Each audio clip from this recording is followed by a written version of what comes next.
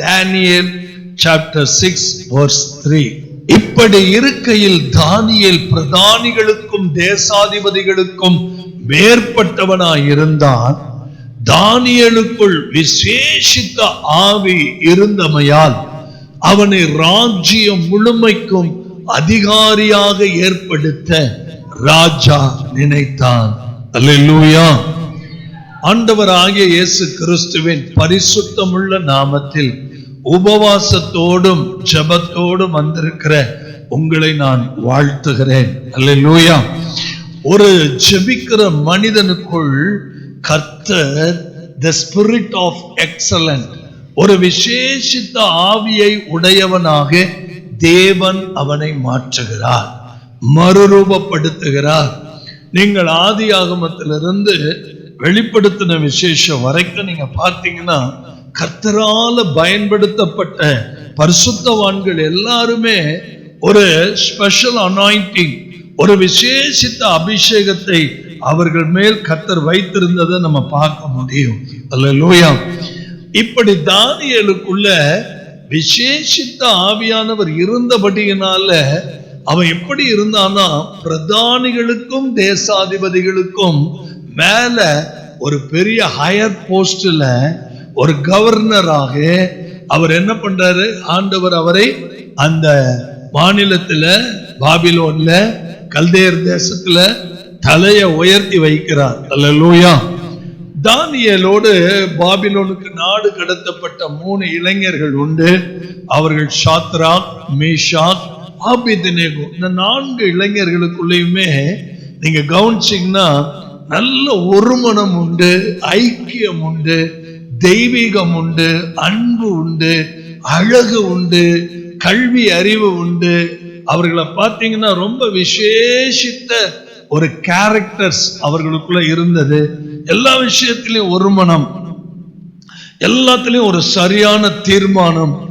கர்த்தரை தான் தெய்வமா ஆசரிக்கணும்னா அந்த 4 பேரும் ஒரு மனமா இருப்பாங்க. இந்த 4 பேரும் நான்வெஜ் சாப்பிடக்கூடாதுன்னா ஒரு மனமா இருப்பாங்க. இந்த 4 பேரும் பருப்பு கீரைகள் மட்டும் எங்களுக்கு போதும்னா அதுல ஒரு மனமா இருப்பாங்க. அதை மீறி இந்த 4 பேர்ல ஒருத்தர் கூட டெம்டேஷன்ல விழுகிறதே இல்லை. சபை இப்படி இருந்தா எப்படி இருக்கும்? அல்லேலூயா. தேவனுடைய சபை அப்படி இருக்கணும்னா முதல்ல நம்ம குடும்பம் அப்படி இருக்கணும். நம்முடைய குடும்பங்களுக்குள்ள இப்படிப்பட்ட நல்ல தீர்மானங்கள் இருக்கணும். கணவன் மனைவிக்குள்ள நல்ல தீர்மானங்கள் இருக்கு. கைகளை உயர்த்தி ஒரு அல்லேலூயா சொல்லுங்க பார்க்கலாம். கர்த்தர் நல்லவர். ஆமென். தானியேலை எப்பயுமே தடுத்து நிறுத்த முடியல. எந்த அதிகாரமும், எந்த சட்ட திட்டங்களும், எந்த ராஜாவுடைய கோட்பாடுகளும் தானியேலுடைய ஜெபத்தை நிறுத்த முடியல. தானியேல் 6ஆம் அதிகாரம் 10-11 வசனங்களை படிச்சா எப்பொழுதும் கர்த்தருக்கு முன்பாக 3 வேளையும் முழங்கால் படியிட்டு ஜெபிக்கிற ஒரு மனிதனாய் காணப்பட்டார். அல்லேலூயா. நல்ல கவனிங்க, வேதாகமத்துல இப்படி நிறைய பேர் கர்த்தருடைய ஆவியினால நிரப்பப்பட்டாங்க. தானியேலுக்கு எப்படி ஒரு எக்ஸலன்ட் ஸ்பிரிட் இருந்ததோ அதே போல காலேப்னு ஒரு மனுஷன் பைபிள்ல நீங்க படிச்சிருப்பீங்க. என்னாகமம் 14ஆம் அதிகாரம் 24வது வசனத்துல படிச்சிருப்பீங்க. இந்த காலேப் எப்படிப்பட்டவரா இருந்தாரா, ஒரு டிஃபரண்ட் ஸ்பிரிட், வேற ஆவியை. அவர் எப்படி இருந்தாரா, வேற ஆவியை. ஆங்கிலத்துல டிஃபரண்ட் ஸ்பிரிட். அதாவது ஊழியத்துல கர்த்தர் ஒவ்வொருத்தரையும் வித்தியாசமா பயன்படுத்த அவர் வல்லமையுடைய தேவன். அல்லேலூயா. அதே நேரத்துல பைபிள்ல பிழையாம்னு ஒருத்தர் இருந்தான். என்னாகமம் 24:2 அவன் மேல தேவ ஆவியானவர் இறங்கி பரலோகத்தை கண்களை ஏறெடுத்து பார்த்து இஸ்ரவேலுடைய கோத்திரங்கள் பாளையம் இறங்குறத பார்த்து அவனுக்குள்ள தேவ ஆவி இறங்கினதுனால இஸ்ரவேலை பார்த்து ஆச்சரியப்பட்டு இஸ்ரவேலை ஆசீர்வதிக்கிறதே கர்த்தருக்கு பிரியம்னு சொன்னான். அல்லேலூயா. இதே என்னாகமம் 27:18 ஆவியை பெற்றிருக்கிற புருஷனாகிய யோசுவா, மோசேயை பார்த்து கர்த்தர் சொல்ற என்ன சொல்றாருன்னா, ஆவியை பெற்றிருக்கிற புருஷனாகிய யோசுவா. அது என்ன ஆவியை பெற்றிருக்கிற யோசுவா? உபாகமம் 34ஆம் அதிகாரம் 9வது வசனத்தை படிக்கும் போது ஞானத்தின் ஆவியினால் யோசுவா நிரப்பப்பட்டார். வலது கையை உயர்த்தி ஒரு ஆமென் சொல்லலாமா? எப்பேற்பட்ட ஆவியினால் நிரப்பப்பட்டார்? ஒரு சபையை நடத்துவதற்கு ஞானம் தேவை. அல்லேலூயா. நல்ல கவனிங்க. 6.5 லட்சம் புருஷர்கள் மாத்திரம் 6.5 லட்சம். அப்ப மனைவிமார்கள், பிள்ளைகள் இவைகள் எல்லாம் கணக்கிட்டா அதனுடைய தொகை பல மடங்கு பெருகும். அப்ப பாருங்க, இத்தனை லட்சம் மக்களையும் வழி நடத்துவதற்கு ஞானம் தேவை. ஒரு சபையை நடத்துவதற்கு என்ன தேவை? ஞானம் தேவை. எடுத்தோம் கவிழ்த்தோம் போக முடியாது. இன்னைக்கு நிறைய சபைகள் மூடப்பட்டு இருக்குது. நிறைய சபைகள் ஊழியர்கள் சபை வேண்டான்னு போயிட்டாங்க. நீ நிறைய ஊழியர்கள் இந்த நாட்கள் எங்களால நிக்க முடியலன்னு சொல்றாங்க. ஏனென்றால் நல்ல கவனிங்க, காலார்படையோட நீ போகும்போதே நீ சோர்ந்து போவாயானால் ரதத்தோட குதிரைகளோட நீ எப்படி நீ ஓடுவாய்? அல்லேலூயா. நல்ல கவனிங்க. எப்படி நம்ம ஊழியம் இருக்கணும்னு சொன்னா, ஆகாப்புக்கு முன்னாடி யார் புறப்பட்டு ஓடுனது? எலியா ஓடுனார் பாருங்க. ஆகாப்பனுடைய ரதத்துக்கு முன்னாடி ஓடுகிற ஒரு அபிஷேகம் நமக்குள்ள இருக்கணும். அல்லேலூயா. அப்ப தானியேலுக்குள்ள இந்த ஸ்பிரிட் ஆஃப் எக்ஸலன்ஸ், காலேபுக்குள்ள ஒரு டிஃபரண்ட் ஸ்பிரிட், யோசுவாவுக்குள்ள பாத்தீங்கன்னா அவருக்குள்ள wisdom, the spirit of wisdom, பிலேயாமுக்குள்ள பாத்தீங்கன்னா the spirit of God. அதே போல நல்ல கவனிங்க, நெகேமியா சொல்றாரு, இந்த ஜனங்களுக்கு அறிவை உணர்த்துவதற்கு தேவ ஆவி என்னை நிரப்பினார். 9:20 சொல்றேன். நெகேமியா புஸ்தகம் 9ஆம் அதிகாரம் 20வது வசனத்துல, அது ஆங்கிலத்தில் எப்படி இருக்குன்னா குட் ஸ்பிரிட் அப்படின்னு இருக்கு, நல்ல ஆவியை. அல்லேலூயா. அப்ப நெகேமியா ஒரு காரியத்தை செய்தார்னா ஒரு நல்ல காரியங்களை செய்யக்கூடிய ஒரு அபிஷேகம் அவர் மேல இருந்தது. அல்லேலூயா. அதே போல வேதாகமத்துல யாத்திரையாகமம் 31ஆம் அதிகாரத்துல 1 முதல் 5 வசனங்களை படிச்சா, வினோதமான வேலைகளை செய்யும்படி பெசேலேயே கர்த்தர் என்ன பண்ணார்? யோசித்து செய்ய அவனுக்குள்ள ஞானம், புத்தி, அறிவு, அவனுக்குள்ள உண்டான ஒரு தேவ ஆவியை கர்த்தர் ஊற்றினார். அல்லேலூயா. ஒரு ஸ்பிரிட் ஆஃப் காட். எல்லாவற்றுக்கும் மேல அப்படி சொல்லிக்கிட்டே போலாம். ஆனா எல்லாவற்றுக்கும் மேலாக நசரேயனாகிய இயேசுவை தேவன் பரிசுத்த ஆவியினாலும் வல்லமையினாலும் என்ன பண்ணினார்?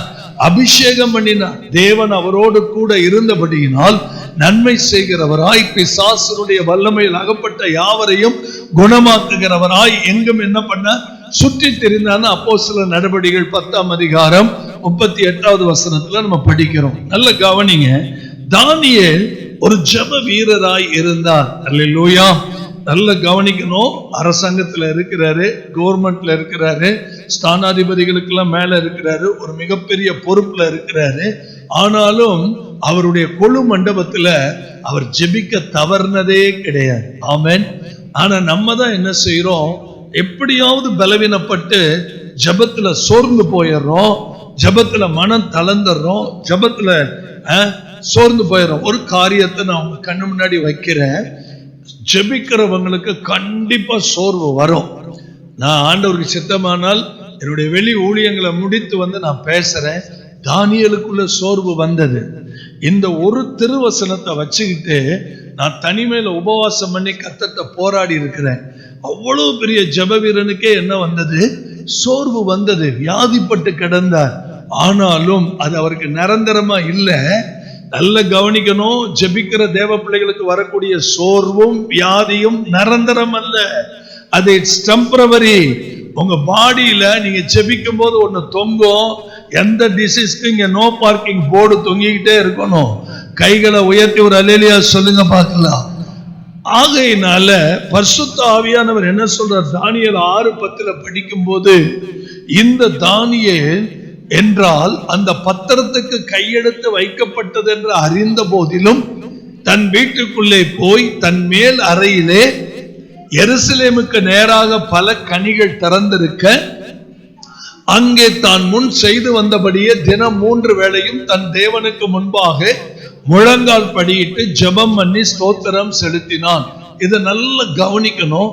சட்ட திட்டங்கள் எத்தனை இருந்தாலும் தன் வீட்டுக்குள்ள போய் தன்னுடைய மேல் வீட்டு அறையில எருசலேமுக்கு நேராக பல கனிகள் திறந்திருக்க, அங்கே வழக்கம், ஜெபம்ங்கிறது பழக்க வழக்கம். தான் முன்னாடி செய்து வந்தபடியே அவன் என்ன செய்தான்? தினம் 3 வேளையும் தன் தேவனுக்கு முன்பாக முழங்காற்படியிட்டு ஜெபம் பண்ணி ஸ்தோத்திரம். நிறைய ஜெபிச்சிட்டோம், நம்ம எல்லாரும் கவனிங்க, எக்கச்சக்கமா ஜெபிச்சிட்டோம். கிட்டத்தட்ட 850-900 நாட்களுக்கு மேல நம்ம ஜெபிச்சிட்டோம். ராத்திரெல்லாம் ஜெபிக்கிறோம், பகலெல்லாம் ஜெபிக்கிறோம். அவ்வளவு ஜெபம் இயேசுவின் பர்வதத்துல ஏறெடுக்கிற இவ்வளவு ஜெபங்கள். ஒரு கட்டத்துல நானே யோசிக்கிறேன், புதுக்கோட்டை மாவட்டத்துல வேற எங்கேயும் இவ்வளவு ஜெபங்கள் ஏறெடுக்கப்படுமா அப்படின்னு நான் யோசிக்கும் போது ஆவியில ஒண்ணு உணர்கிறேன். கண்டிப்பா இந்த ஜெபத்துக்கெல்லாம் ரிவார்டு, அவார்டு கர்த்தர் வச்சிருக்கிறார். அல்லேலூயா. அத ஜெபித்த அத்தனை குடும்பங்களும் பார்ப்பீங்க, ஜெபித்த அத்தனை வீடுகளும் பார்ப்பீங்க, ஜெபித்த அத்தனை வீட்டுக்குள்ளேயும் கர்த்தர் இந்த காரியத்தை செய்யாம விடவே மாட்டார். எப்படி தானியேல எல்லாருக்கும் மேற்பட்டவனாய் வைத்தாரோ உங்களை அப்படிதான் வைப்பார். ஜெபிக்கிறவனுக்குன்னு ஒரு ஸ்தானத்தை கர்த்தர் வச்சிருக்கிறார். ஜெபிக்கிற தேவ பிள்ளைகள் எல்லாவற்றுக்கும் மேற்பட்டவர்களாய்த்தான் நீங்க இருப்பீங்க. ஏன்னா உங்களுக்குள்ள இருக்கிற தாழ்மை, உங்களுக்குள்ள இருக்கிற உண்மை, உங்களுக்குள்ள இருக்கிற ஜெப ஆவி, உங்களுக்குள்ள இருக்கிற பரிசுத்தம், உங்களுக்குள்ள இருக்கிற வைராக்கியம், உங்களுக்குள்ள இருக்கிற வசனம், உங்களுக்குள்ள இருக்கிற தேவனுடைய ஆளுகை என்ன செய்யும் கேட்டீங்கன்னா, கர்த்தருக்காக உங்களை இன்னும் மேல மேல மேல கொண்டு போயிட்டே இருக்கும். அல்லேலூயா. அப்ப எனக்கு ஆண்டவர் சொன்ன சில விஷயங்கள், ஜெபத்துல ஆவியானவரோடு பேசும் பழக்கம் எனக்கு உண்டு. அந்நிய பாஷை பேசுகிறவன் ஆவியிலே தேவனோடு பேசுகிறான். அல்லேலூயா. நிறைய பேருக்கு இப்படி சந்தேகம் இருக்கும், எப்படி ஆண்டவரோட பேச முடியும்? அந்நிய பாஷை கொடுத்திருக்கிறதுக்கு காரணமே நீங்க கர்த்தரோட பேசணும். அல்லேலூயா. எத்தனையோ வீட்டுக்குள்ள இருக்கிற பிரச்சனைகளை நம்ம வாய் திறந்து ஜெபிக்க முடியாது. எத்தனையோ வீட்டுக்குள்ள இருக்கிற காரியங்களை வாய் திறந்து ஜெபிச்சா பிள்ளைகள் சண்டைக்கு வந்துடும், புருஷன் சண்டைக்கு வந்துடுவார். ஒருவேளை புருஷன் ஒரு தகாத வழியில போற, ரட்சிப்பே இல்லாம இருக்கிறார். இப்ப அவருக்காக நம்ம ஜெபிக்கும் போது டன்ஸ்ல தான் ஜெபிக்கணும். அல்லேலூயா. ஆண்டவரிடத்துல அவருடைய பேரை மனதுல சொல்லி டன்ஸ்ல ஜெபிக்கணும். அந்நிய பாஷை பேசுகிறவன் ஆவியிலே தேவனோடு பேசுகிறான். அவன் பேசுகிறதை தேவன் மட்டும்தான் அறிவார், ஆவியானவர் மட்டும்தான் அவர் அறிந்தார். அல்லேலூயா. தானியேலோ வென்றால் எத்தனை சட்ட திட்டம் போட்டு ராஜாவை தவிர வேற யாரை வணங்க கூடாதுன்னு சொன்னாலும் பல கனிகள் திறந்திருக்க தேவ சமூகத்துல அவர் போய் ஜெபிக்கிறவராய் காணப்பட்டார். இன்றைக்கு நான் உங்க மத்தியில தாழ்மையா ஒரு காரியம், முதலாவது உங்கள் ஜெப வாழ்க்கையை கட்டி எழுப்புங்கள். அல்லேலூயா. கால தாமதமானாலும் பரவாயில்ல, 5 நிமிஷத்துல இருந்து 10 நிமிஷத்துல இருந்து 15 நிமிஷத்துல இருந்து 20 நிமிஷம் வரை அப்படியே உங்க ஜெப வாழ்க்கை அனலாக்கிக்கிட்டே போங்க. பல மணி நேரம் கர்த்தருடைய சமூகத்துல விழுந்து கிடக்கிறேன்னா ஜெபத்துல தோத்திருக்கிறேன். எப்படி தோத்திருக்கிறேன்னு கேட்டீங்கன்னா, சுரண்டைன்னு ஒரு பகுதியில, இதை நான் எங்கேயுமே சொன்னதில்லை, இப்பதான் நான் சொல்றேன். சுரண்டைன்னு ஒரு பகுதியில ஒரு வீட்டுல நான் தங்கி இருக்கும் போது, இன்னைக்கு காலையில 11 மணிக்கு நான் செய்தி கொடுக்க போகணும். அப்படியே ஒரு மந்த நிலைமை இருக்குது எனக்கு. ஊழியக்காரவங்களுக்கு இந்த கஷ்டம்லாம் வரும். ஒரு மந்த நிலைமை இருக்குது, வெளிச்சமே வரல, வெளிப்பாடே வரல, வசனமே வரல. ஆனா 11 மணிக்கு புல்பீட்ல போய் நான் நிக்கணும். என்ன பண்றது, என்ன பண்றது? இன்னும் 1 hour தான் இருக்கு, 1 மணி நேரம் தான் இருக்கு. கீழே அப்ப வீட்டுக்காரவங்க சாப்பிட வாங்க பிரதர்னு கூப்பிடுறாங்க. சேர்ந்து கீழே போய் சாப்பிட்ட உடனே ஆவியானவர் நம்ம மேல வச்சிருக்கிற அன்பு பாருங்க.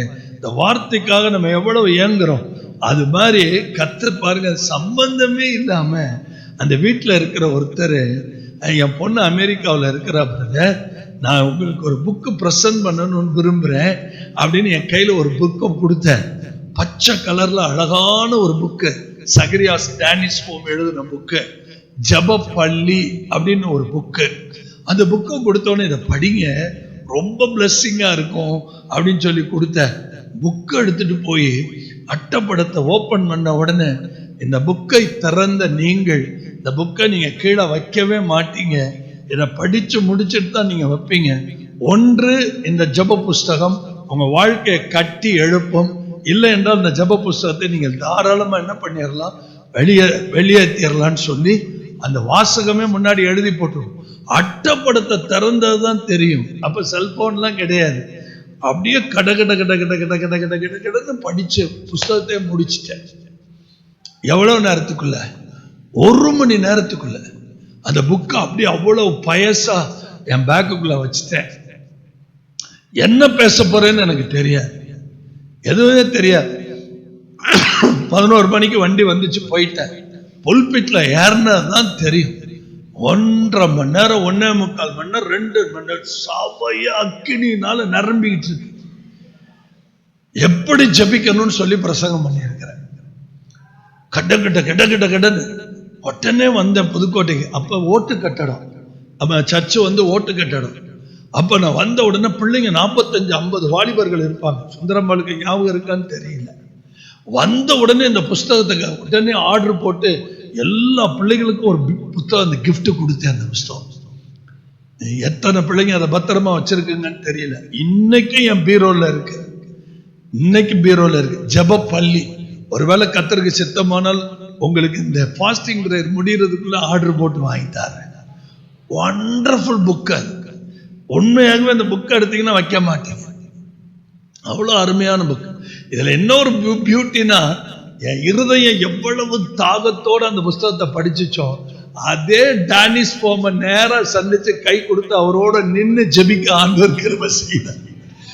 இது எப்படி இருக்கு பாருங்க. அவர் இன்னைக்கு உயிரோட இல்லை, அவர் இன்னைக்கு உயிரோட இல்லை. நம்ம 40 நாள் பாஸ்டிங், 60 நாள் இருந்த ஜீவன் போயிருச்சு. நல்ல கவனிங்க, உங்க ஜெப வாழ்க்கையை நீங்க என்ன பண்ணுங்க, கட்டி எழுப்புங்க. எனக்கு ஒரு காரியம் நல்லா தெரியும், உண்மையாகவே நீங்கள் கர்த்தரிடத்துல நல்ல ஜெபிக்கிற பிள்ளைகளா இருந்தால் உங்க வாழ்க்கைக்கு எதுவுமே தடை கிடையாது. அதிகாரப்பூர்வமா நான் சொல்றேன், திருமண தடை கிடையாது, வேலை வாய்ப்பு தடை கிடையாது, பிசினஸ்ல தடை கிடையாது. தைரியமா நான் சொல்ல முடியும். இவங்க ஜெபத்துல எங்க ஓட்ட இருக்கு? ஒண்ணு சுத்த மனசாட்சி இல்லாம இருந்திருக்கணும், இல்ல தேவனுக்கு பிரியம் இல்லாம இருந்திருக்கணும், இல்ல நீங்க கர்த்தரோட இசைந்திருக்காம இருக்கணும். நீங்க இவ்வளவு விண்ணப்பம் பண்ணியும் அது உங்க காரியம் சித்திக்கலையே. ஏன்? யாக்கோபு கேட்கிறார், ஏன்? உங்களுடைய தகாத விதமாக நீங்க விண்ணப்பம் பண்றதுனாலதான். என்ன பொறுத்த வரைக்கும் ஒரு பர்ஃபெக்ட் பிரேயர் வாரியர் கண்டிப்பா எல்லாத்தையும் சுதந்திரிக்க முடியும். கைகளை உயர்த்தி ஒரு அல்லேலூயா சொல்லிடுவோமா? சத்தமா ஒரு ஆமென் சொல்லிடுவோமா? அது மாத்திரம் இல்ல, நல்ல கவனிங்க, இந்த தனி மனித ஜெப வாழ்வு மற்றவர்கள் அப்படியே ஈர்க்கும். பாருங்க, மற்றவர்களை என்ன பண்ணிரும்? அப்படியே ஈர்க்கும். இவன் தானியேலுக்குள்ள, நான் ஜெனரலா தான் பேசுறேன், கவனிங்க. தானியேலுக்குள்ள இருந்த ஜெப ஆவி நேபுகாத் நேச்சார ஒழுக்கிருச்சு பாருங்க. பயப்படுறான். இவன் போய் எல்லாரும் கம்ப்ளைண்ட் பண்றாங்க, தானியேல் இந்த மாதிரி தனியா போய் ஜெபம் பண்ணிட்டு இருக்க, எருசலேமுக்கா பால்கனிகள் திறந்திருக்க, பழைய மாதிரியே போய் ஜெபிக்கிறான். ஆனா ராஜா கலங்குறான், தானியேலை காப்பாற்றணும்னு நினைக்கிறான். ஆனா அங்க இருந்தவங்க எல்லாம் அதிகாரிகள் என்ன பண்றாங்க, நீங்க சொன்னபடியே அந்த கட்டளை என்ன பண்ணணும், காப்பாற்றணும்னு நினைக்கணும். ஆனா ராஜா சொல்றான், தானியேலே, கர்த்தர் உன்னை, நீ ஆராதிக்கிற கர்த்தர் சிங்க கெபியில இருந்து உன்னை விடுவிக்க வல்லவர். இந்த வார்த்தையை சொல்றது யாரு? சிங்க கபியில போட போற ராஜாவே சொல்றேன். இது எப்படி இருக்கு பாத்தீங்களா? அப்ப அவருடைய இருதயத்தை ஈர்த்தது தானியேலுடைய ஜெபஜீவியம். அல்லேலூயா. இன்னொரு விஷயம், மெய் தெய்வத்தை, நமக்குள்ள இருக்கிற ஜெப ஆவி மெய் தெய்வத்தை அறிய செய்யும். தானியேலின் தேவன் தான் தேவன்கிறாங்க. ஆமென் சொல்லுங்க பார்க்கல. தானியேலுடைய தேவன் தான். நம்மளை பார்த்து சமுதாயம் சொல்லணும், சகாயராஜ் வழிபடுற தெய்வம் தாங்க உண்மையான தெய்வம். உங்களை பார்த்து ரோட்ல எல்லாரும் சொல்லலாம், அவங்க கும்பிடுற சாமி தாங்க உண்மையான சாமி. எனக்கெல்லாம் நிறைய முறை அப்படி சொல்லி இருக்கிறாங்க, நிறைய விபத்துகள்ல சொல்லி இருக்கிறாங்க. எங்க வீட்டுக்கு வந்த கணேசன் பிரதரே சொல்லுவார், அவர் கும்பிடுற தெய்வம், அவர் பிரசங்கிக்கிற தெய்வம் இயேசுதான், அவர் உயிரை காப்பாத்தி இருக்கிறார். அல்லேலூயா. அது மட்டும் இல்ல, எதிரான சூழ்நிலைகளையும் எதிரான திட்டங்களையும் கட்டி போடுகிற ஒரு வல்லமை ஜெபத்துக்கு உண்டு. Praise the Lord. நான் இன்னைக்கு சொல்றது பூரா உங்களுக்கு தீர்க்கமான வார்த்தைகளை சொல்றேன். உங்க ஜெப வாழ்க்கையை கட்டி எழுப்புங்க. தனி மனித ஜெப வாழ்க்கை மற்றவர்கள் ஈர்க்கும், உங்க மெய் தெய்வத்தை யாருன்னு அறிவிக்கும், எதிரான சூழ்நிலைகளை என்ன பண்ணும், கட்டி போடும். இன்னொரு விஷயம், உங்களை சேதமில்லாமல் காப்பாற்றுவதே ஜபந்தாங்க. நல்ல கைகளை உயர்த்தி சொல்லுங்க பார்க்கலாம். உங்களை சேதமில்லாமல் காப்பாற்றுவதே இதுதான் ஜபம். அது மட்டும் இல்ல, மற்றவர்களை அறிக்கை பண்ண வைக்கும், கன்ஃபஸ் பண்ண வைக்கும். தானியேலின் தேவன் தான் தேவன், அவர்தான் மெய் தேவன். இந்த புதுக்கோட்டை மாவட்டத்துல நான் முதல்ல அடிச்ச பேனர் என்ன தெரியுமா? 1 யோவான் 5:20, இயேசு கிறிஸ்துவே மெய்யான தேவனும் நித்திய ஜீவனுமா இருக்கிறார்னு அந்த பேனர் தான் அடிச்சேன். அல்லேலூயா. அது மட்டும் இல்ல, தானியேலுடைய காரியம் ஜெயமா இருந்ததா. தானியேல் 6ஆம் அதிகாரம் 28வது வசனத்தை நீங்க படிச்சீங்கன்னா, தானியேல் 6ஆம் அதிகாரம் 28வது வசனத்துல, தரியுவின் ராஜ்யபார காலத்திலும் பெர்சியனாகிய கோரேசனுடைய ராஜ்யபார காலத்திலும் தானியேலின் காரியம் எப்படித்தான் இருந்தது? ஜெயமா இருந்தது. அல்லேலூயா. சந்தோஷமா ஒரு ஆமென் சொல்லுங்க. ஒரு ஜெபிக்கிற மனிதனாலதான் ஜெப நண்பர்களை உருவாக்க முடியும். சந்தோஷமா சொல்லுங்க. ஒரு ஜெபிக்கிற மனிதனாலதான் ஒரு ஜெப நண்பர்களை என்ன பண்ண முடியும்? தானியேல் 2ஆம் அதிகாரம் 18வது வசனம் என்ன சொல்லுது? தானியேல் 2ஆம் அதிகாரம் 18வது வசனம் என்ன சொல்லுது? அனனியா, மிசாவேல், அஸ்ரியா என்னும் தன்னுடைய தோழருக்கு இந்த காரியத்தை அறிவித்தான். இந்த காரியம், ராஜாவினுடைய சொப்பனத்துக்காக நான் தேவ சமூகத்துல போய் நிக்க போறேன், நீங்களும் என்ன ஜெபத்துல தாங்குங்க. ஒண்ணு நல்லா தெரிஞ்சுக்கங்க, வாழ்க்கையில எதை சம்பாதிக்கிறீங்களோ இல்லையோ, ஜெப நண்பர்களை சம்பாதிங்க. Praise the Lord. உங்களுக்காக உத்தரவாதம் எடுத்து ஜெபிக்கிற நண்பர்களை தெரிந்தெடுங்க. உங்களுக்காக உங்க மேய்ப்பர் உத்தரவாதம் எடுத்து ஜெபிப்பார். அதே நேரத்துல உங்களுக்கு உத்தரவாதம் எடுத்து ஜெபிக்கிற நண்பர்கள்ட்ட உங்க இருதயத்தில் உள்ள காரியங்களை பகிர்ந்துக்கங்க. அப்ப உங்க குடும்பத்துக்கு வெற்றி வரும், எந்த சூழ்நிலையிலும் வெற்றி வரும். அல்லேலூயா. நான் சொல்றேன், உபத்திரவம் நிரந்தரம் இல்ல. துக்கம் துக்கமாகவே முடியும்னாரா? துக்கம் என்னவாதான் முடியும்னாரு? சந்தோஷமா தான் முடியும்னா. வெளிப்படுத்துற விசேஷத்தை படிக்கும் போது கூட 10 நாள் உபத்திரவம், சிறையிருப்பு, மிஞ்சி போன 10 days, அதுக்கப்புறம் அந்த உபத்திரவம் மாறும். நீங்க எல்லாம் ஜெபிக்க ஆரம்பிச்சீங்க.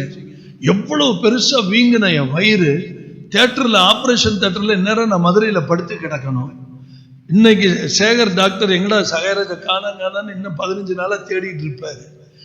நானும் வைராக்கியமா பாருங்க, உங்க ஜெபம் நியூ இயர் வரைக்கும் என்னை அப்படியே கொண்டு போயிட்டே இருக்கும் நம்புறேன். அல்லேலூயா.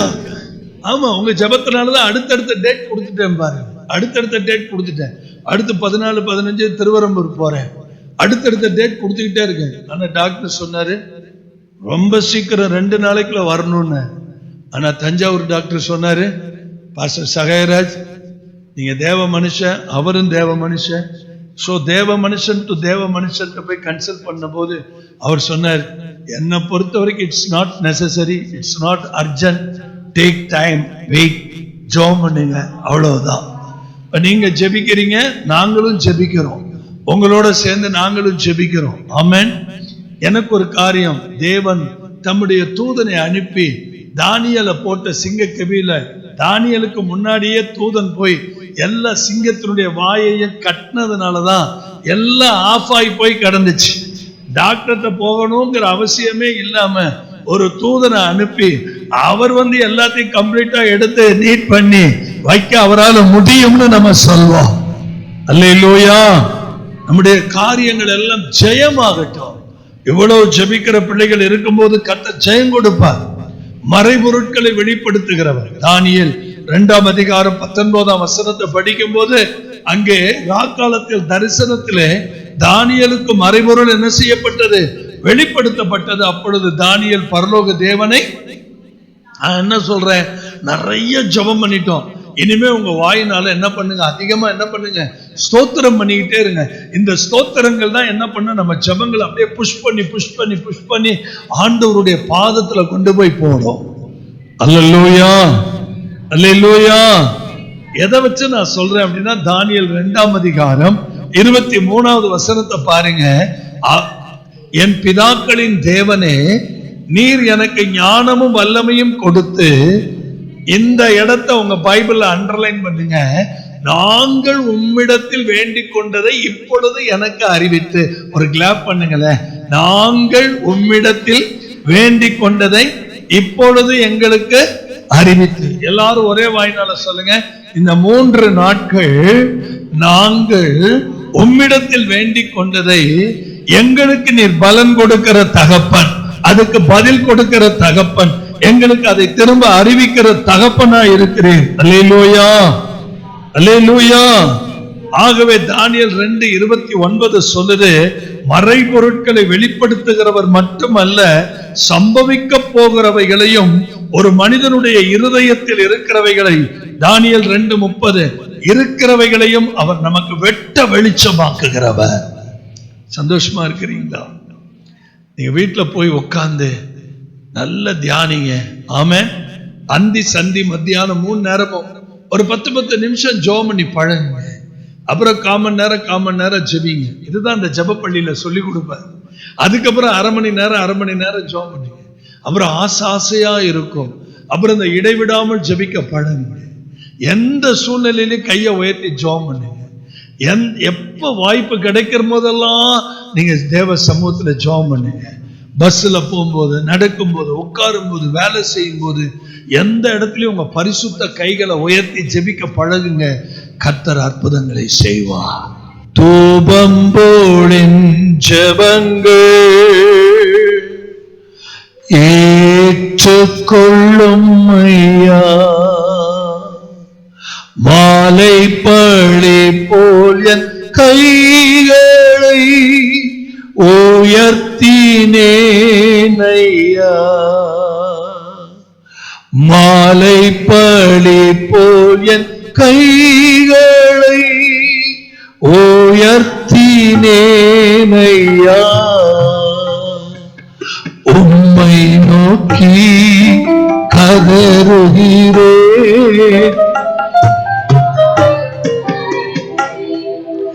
உம்மை நோக்கி கதறுகிறே, விரைவாய் உதவி செய்யும். அல்லேலூயா. இன்னைக்கு மாலையில குடும்ப ஆசீர்வாத கூடுகை உண்டு. அதுலயும் குடும்பங்களுக்கு தேவையான ஆலோசனைகளை கொடுப்பேன். கண்டிப்பா நான் வந்து ஆண்டவருடைய வார்த்தையை கொடுப்பேன். எல்லாரும் கைகளை உயர்த்தி ஆண்டவரை நோக்கி பார்ப்போம். நல்ல தகப்பனே, இந்த 3ஆம் நாள் கூடுகைக்காய் ஸ்தோத்திரம். தேவரீர் வந்திருக்கிற ஒவ்வொருவர் மேலும் ஒரு ஜெப மேகம் இறங்குவதாக, ஒரு ஜெப ஆவி இறங்குவதாக. தானியேலுக்குள்ள இருந்த ஜெப ஆவி ஒவ்வொருவருக்குள்ளையும் இறங்கட்டும். ஆண்டவருடைய கரம் எங்களை பலப்படுத்தட்டும். கர்த்தர் எங்களை எல்லா தீமைக்கு விலக்கி பாதுகாத்திரணும். சமாதானத்தின் தேவன் எங்களோடு இருப்பாராக. கண்மணி போல பாதுகாத்திரணும். நம்முடைய மாசற்ற ரத்தம், குற்றமில்லாத ரத்தம் எங்களை கழுவி சுத்திகரிப்பதாக. இயேசுவின் நாமத்தில் ஜெபித்து ஜெயம் எடுக்கிறோம் எங்கள் நல்ல பிதாவே.